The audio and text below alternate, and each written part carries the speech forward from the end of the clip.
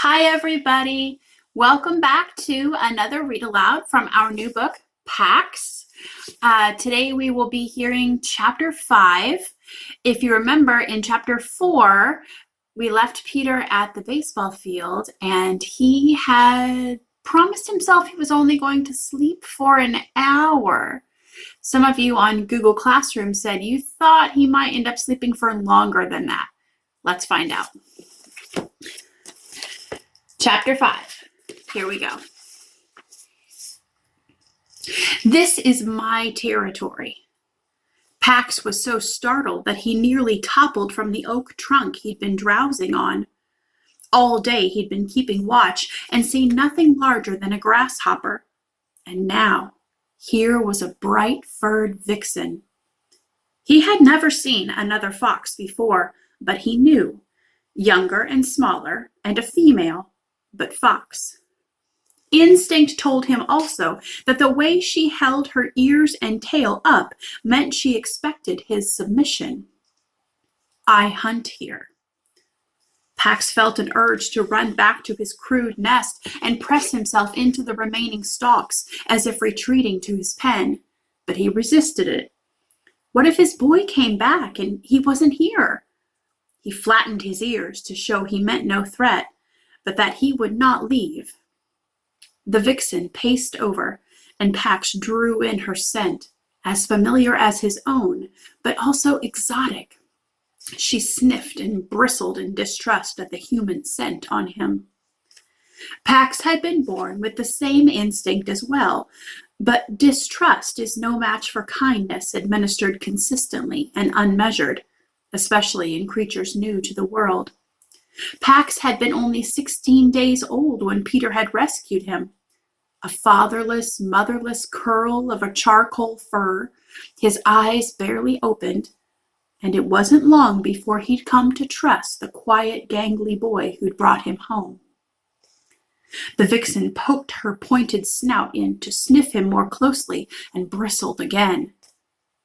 "The scent is my boy's. Have you seen him?" Pax shared the most important features of his human, the naked round ears, the towering legs, so improbably long that Pax always feared he would topple over when he ran, the black curled hair that grew to different lengths, then became short again. No humans are here, but they are approaching. Just then Bristle's head rose as if jerked on an unseen wire.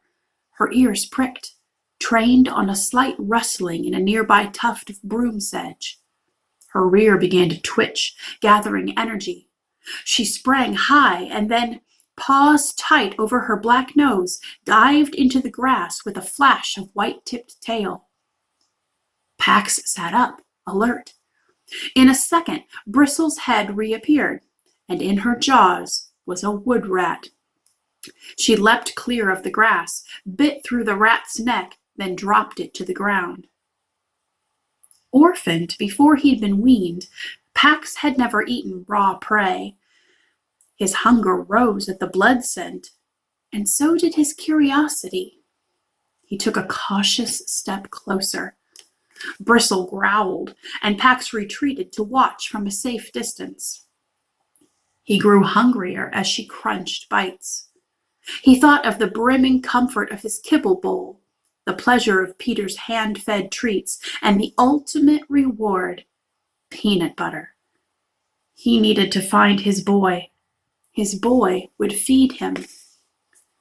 Before he could ask about the approaching humans, Bristle picked up what remained of the rat, a single hind leg with its long tail, and stalked off with it dangling from her jaw.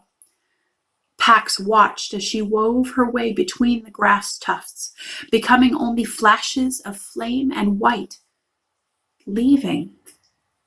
He was swept by the memory of his human's car roaring away on its stinging spray of gravel.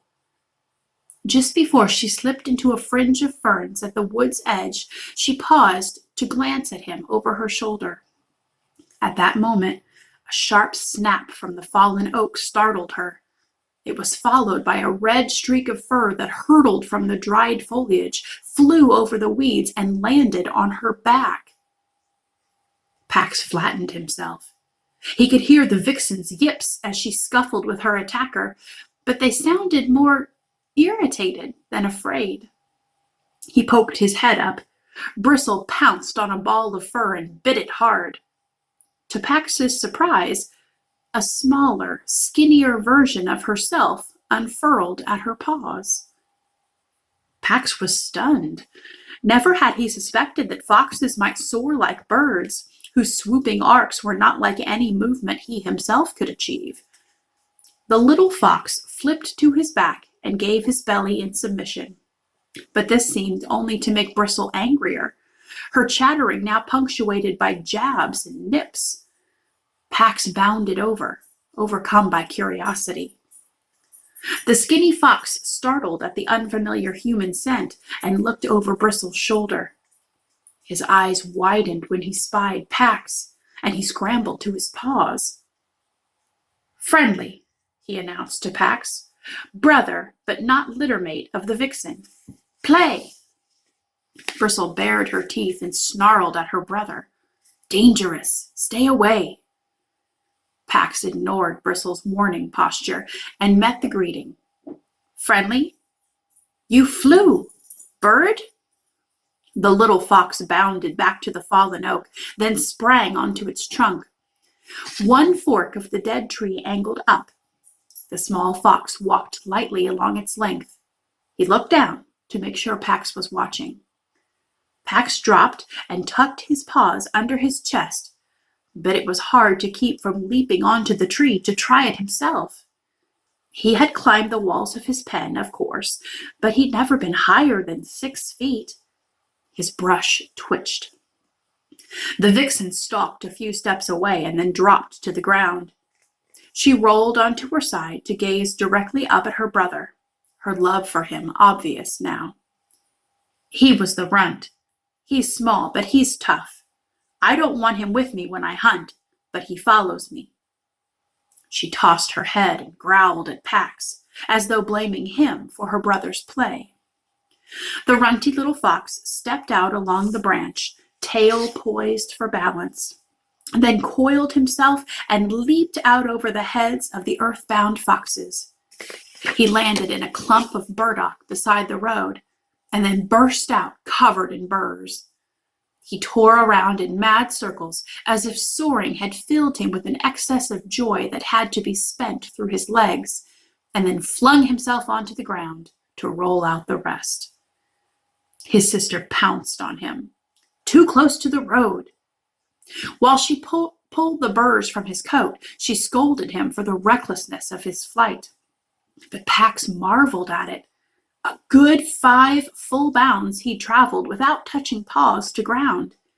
He would try the feat himself one day. When Runt managed to get to his feet, he lowered his head and nuzzled his sister. She knocked him back to the ground, only mock rough this time, and then sat on him, pinning him down.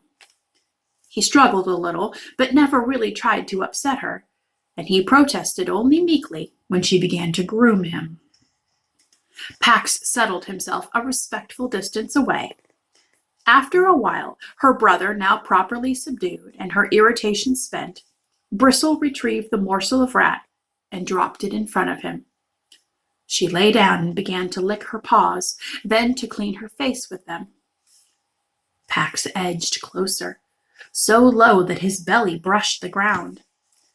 The company of these 2 young foxes drew him, whether he was welcomed or not. Bristle stretched out in a patch of slanting sunlight. Her damp cheeks glistened like the pumpkin-colored wood of the table where Pax's humans ate their food, brilliant against the white of her sleek throat.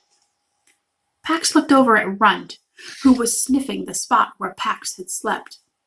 His coat markings were identical, but not as vibrant. His fur was sparse and tufty in places, and his hip bones protruded at sharp angles.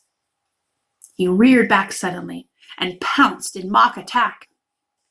Pax watched as Runt tossed the toy soldier into the air and then pinned it down over and over. He had done the same thing as a kit. He trotted over and joined the game, and Runt welcomed him as though they had played together since birth.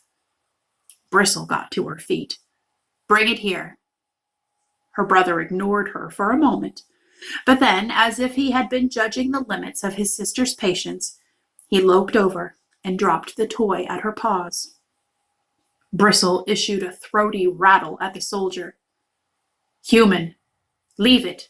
Home, now," she ordered her brother. Runt leaned into Pax and braced his forelegs. Bristle sprang back to nip at her brother. "He stinks of the humans. Remember." Pax was startled by the image she communicated to her brother then. A cold, howling wind, a mated pair of foxes struggling with something that reminded Pax of his pen, steel, but with jaws and clamps instead of bars. The steel jaws and the snowy ground were smeared with blood. Bristle tipped her head to assess the sky and sniff the breeze, which carried the threat of thunderstorms from the south. Home. Runt lowered his tail and began to follow his sister, but then he turned back to Pax, inviting him to come as well. Pax hesitated. He didn't want to leave the spot his humans would return to, but dark clouds were rolling in, and just then thunder boomed in the distance. He knew his boy would not venture out during a storm.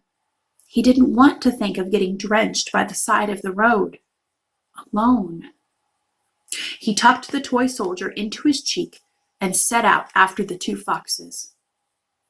Bristle turned when she sensed his presence.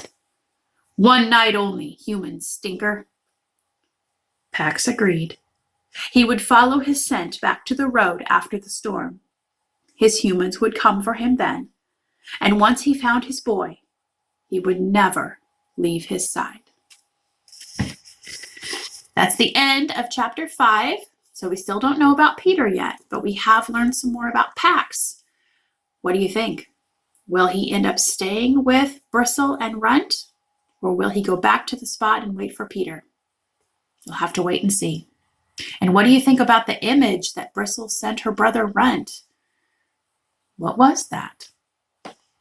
We'll find out more. Stay tuned tomorrow for another episode of Pax. In the meantime, stay safe, stay home, and I miss you. Bye.